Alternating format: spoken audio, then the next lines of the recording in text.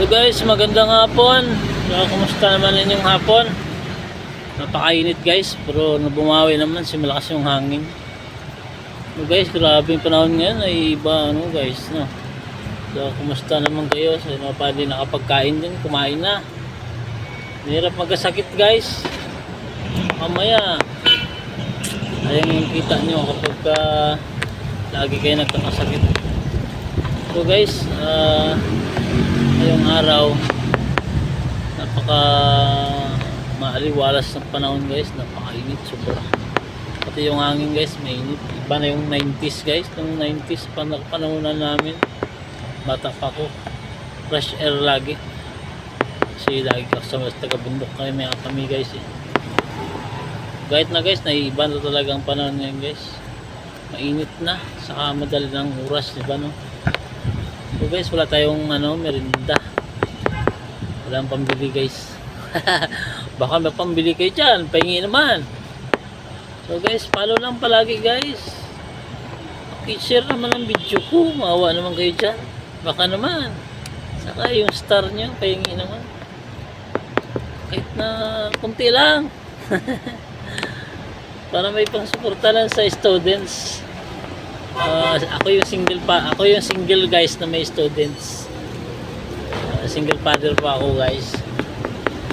Ito, naghanap buhay, nagsi-security guard kasi sanay sa bukid. Pagod na mag-construction workers guys, pagod na rin sa bukid. Wala na rin kami lupa guys, kasi lupa namin naubos na binta. Nagkasakit yung papa ko 9 months guys. Grabe pag-alaga namin yun, 9 months. Sakit nun. So insaktong 10 months namatay siya. Then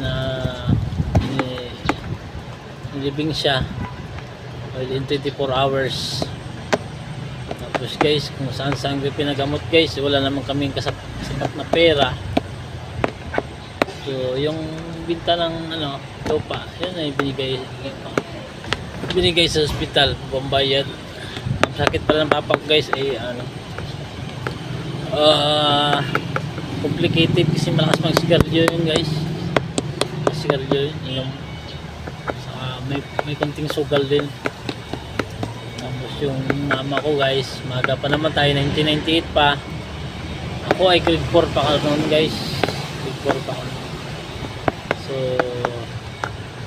dalawa sila guys namatay. Iwan ko ba kung bakit hindi ako umiyak guys. Talaga sa puso kong umiyak.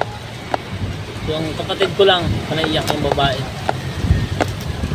Saka sa kami sa 12 kami magkakapatid guys. Ito lang sa amin ang buhay kasi yung iba bata pa namatay, bagong silang pa lang. Tapos yung bunso namin 2 years old. Tapos yung namin pang siyam ay 13 years old. Maganda yun guys. Yung ate ko na yun, maganda yun, maputi yun, parang Amerikana, nakababa yung buhok yan guys. Tapos nung namatay sila, karamihan kasi mga kuya ko yung namamatay, hindi ko nabutan kasi bata pa sila, wala pa kami, namatay na sila kuya, ate ko. Nabutan ko lang isang ate ko lang namatay, at saka yung isang ate ko rin na namatay, ang edad noon nasa 20 ata. Single yun guys, namatay siya sa sakit dahil pumunta dito sa Maynila, sama sila dalawa ng ate ko na panganay namin. Pag-uli nauna uli yung ate ko, tapos yung pangalawa kasunod sa kanya naiwan dito, pero minaltrato ng amo niya, kaya pag-uwi niya doon kasakit guys. So swerte na nung amo niya kasi bata pa ko noon, pero ngayon 0 edad ko, baka hindi ko alam ano magawa ko sa amo na yun guys. Nawa ako dun sa ate ko. So ayun, okay guys.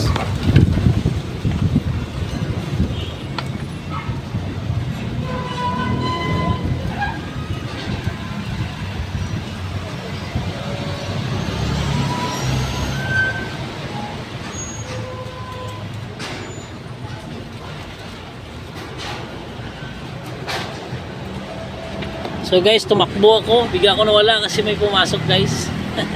Then gawain ng guard guys. Kailangan kahit naka-cellphone, laging alerto. Ano pili cellphone ng cellphone lang, di alerto. Eh, mamaya, magnanakawan kayo ha. Kailangan yung mata nyo, kahit na nakaputog, ganyan-ganyan ba? Yeah. So, ako guys, bakit ako nagsi-cellphone? Kasi ayoko matulog. Naantok kasi ako guys, lalo ng ganitong oras. So, ayan guys, kaya ako nagsi-cellphone. Pero alerto naman ako guys, ginagawa ko naman trabaho ko ng maayos. Yan. Yan na guys, magtrabaho. So, mahirap ako iniiwas ako magpintuhan. Iwas ko rin yung tatapon ng hindi magandang salita.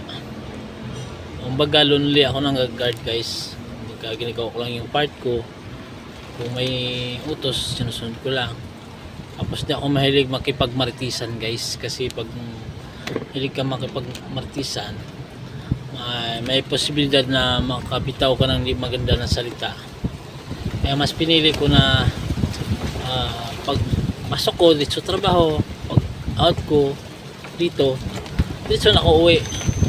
Hindi na ako makipag-usap ng matagalan sa mga kasama. So kaya minsan naisip nila na hindi ko alam ano isip nila. Alam mo naman guys, ang tao basta may nakita siyang mali, pupunain ka sa talikuran, hindi ka naman kakausapin ng harapan. So hindi maganda guys yun, diba?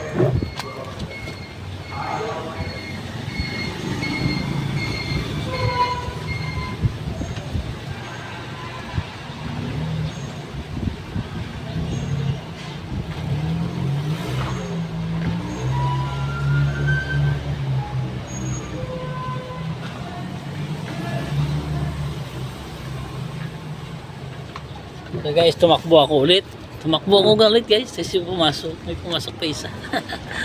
So ito guys, trabaho ko ng sulat ko lang. Ayan.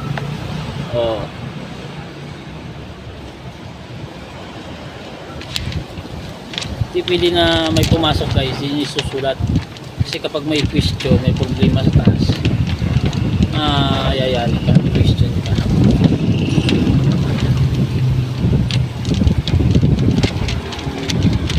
Kailangan kompleto guys.